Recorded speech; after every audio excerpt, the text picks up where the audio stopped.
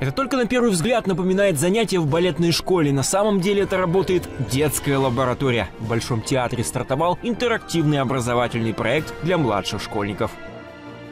Сама идея работы с детьми – это очень архиважно для театра. Чуть-чуть будут подрастать, и уже они приходят к нам на спектакль, а дальше это наши зрители. Одно из первых занятий посвящено балету. Здесь не только можно освоить некоторые па, но и попытаться выучить простейшие жесты движения, из которых состоит язык этого искусства. К примеру, без слов попросить балерину исполнить танец. В помощь будущим ценителям академического искусства солисты Большого. Детская аудитория самая любимая, поскольку она самая искренняя, самая честная. Но и, конечно, перед ней труднее всего, потому что они верят всему, и они очень требовательны к правде. Нужно долго учиться, чтобы красиво танцевать. Я узнала то, что можно общаться не только словами, но и жестами.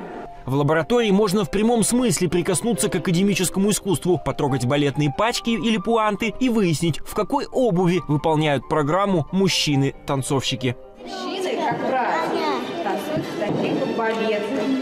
Они гораздо более мягкие, можете потрогать.